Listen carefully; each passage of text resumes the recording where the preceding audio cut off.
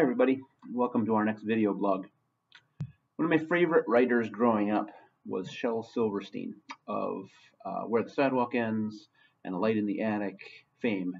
He's written a lot of children's poetry books and they're fantastic. If you have not read them, or you haven't read them recently, or you don't even know who I'm talking about, please go to your library, your local library, or check them out online and read some of his poems. They are not only timeless, but they're ageless as well.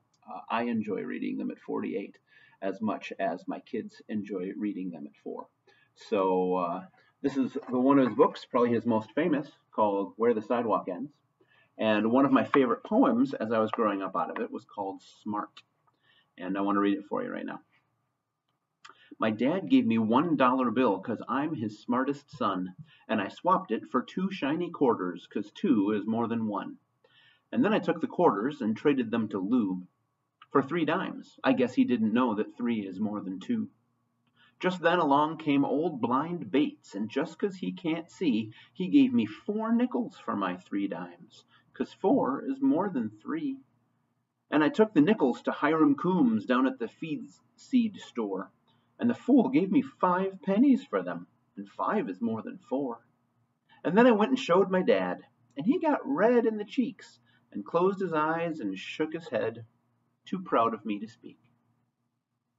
Shel Silverstein is a fantastic poet with an amazingly wry sense of humor.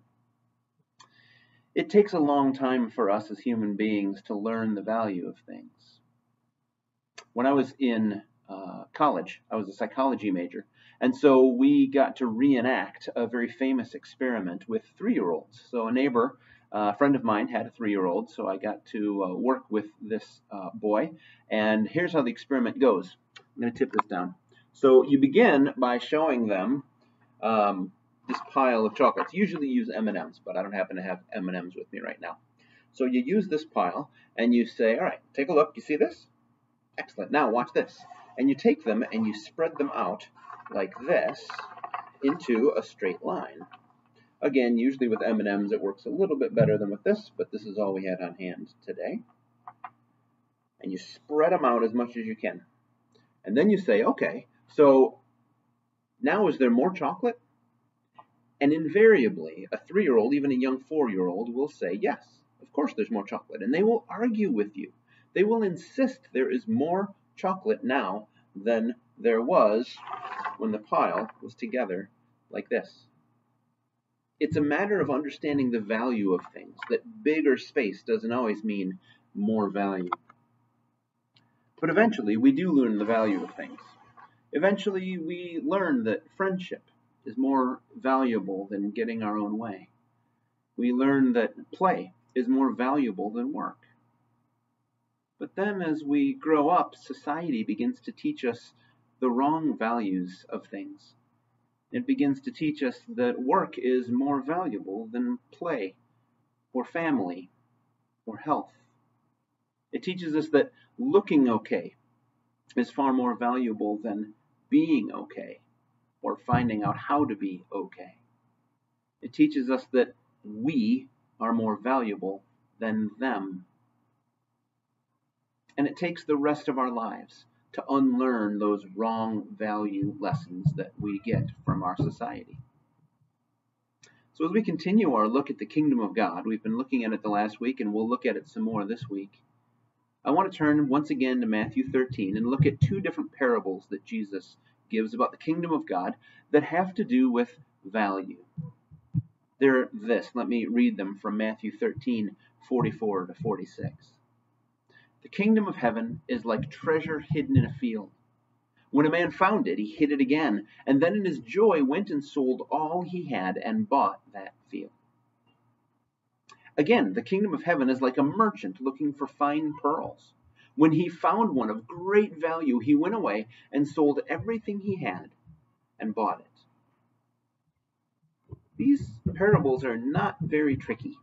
These are very clear. And they tell you exactly what they mean to. The kingdom of God is incredibly valuable.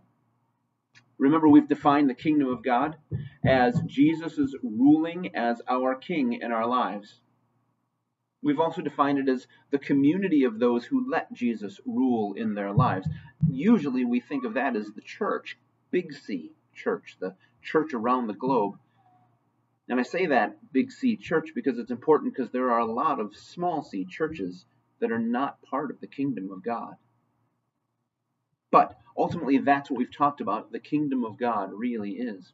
So these parables tell us that Jesus' rule in our hearts as our king, and our church community as those who have agreed to let Jesus rule, are super valuable. But just how valuable? Just how much are they worth? Well, in the first, it's likened to a treasure. And the man finds this treasure, he reburies it, and then he sells all that he has. And then he goes and buys it. In the second, it's a pearl, a really valuable pearl, and the man once again goes and sells everything he has and buys it. The kingdom of God, letting Jesus be a part of your life, finding out what it means to be part of his kingdom, is worth everything you have. I just want to think about that thought today. I just want to let you ponder that as we think about the value of things. As always, we end with some questions. I want to flesh them out a little bit more in the time we have remaining. So question number 1, what is it that rules in your life right now? Not right now, this very instant. Sometimes we see these video blogs right before bed, and we're awful tired, and so our bed rules our lives. But I'm talking at this time in your life. What is it that rules you right now? One way to determine this and figure it out for ourselves is to think through our schedule. Think through your schedule from the time you get up in the morning till the time you go to bed at night. Just stop for a second. Think about that. Why do you do what you do? Value is about spending. Why do you spend your time like you do? One question, why do you spend so much time at work? Typically, for most people, and especially around here, it's even more, but it's usually about a third of all the time that you have in a week, or at least in a day, is spent with work.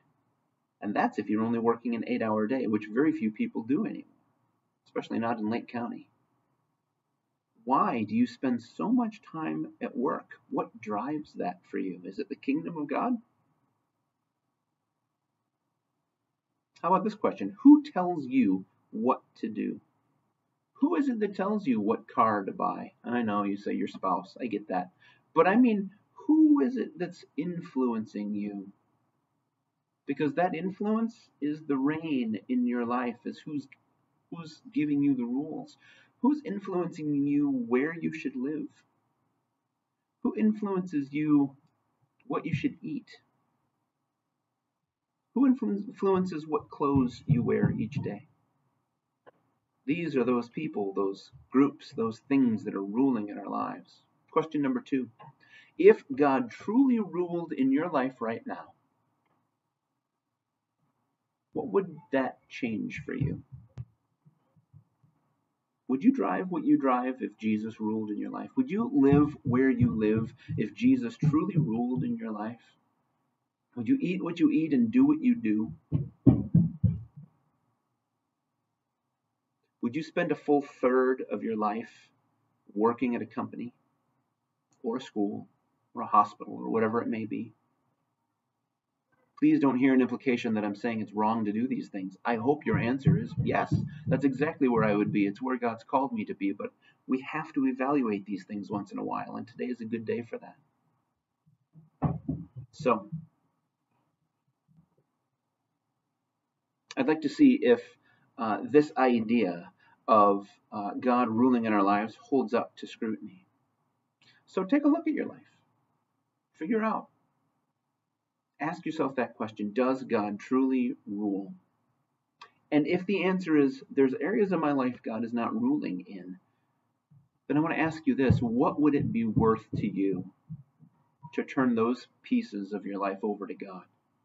To never do that thing again because God doesn't want you to. To start doing that thing because God's called you to. To change that thing you do to make it about the kingdom of God.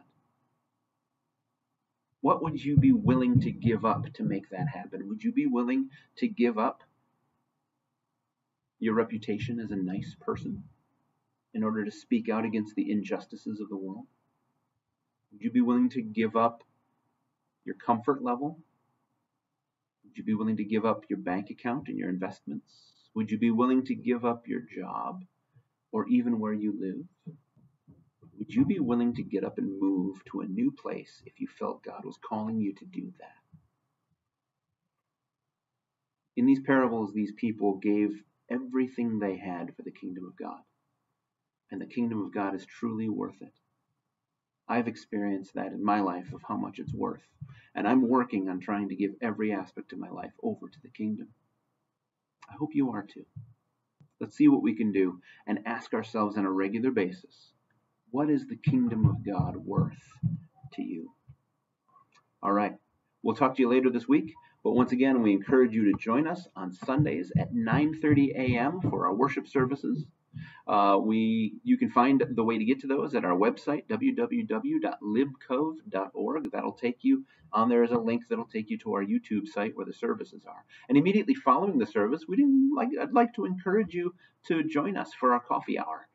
We do a virtual coffee hour. The information is there during the worship service. It's a Zoom call, and we break out into groups of 4 or 5 different callers, so 10 people maybe, and we just talk about life and catch up again. Please join us. We'd love to see you. May God bless you this week as you evaluate your life and think about what it means to be a part of the kingdom of God.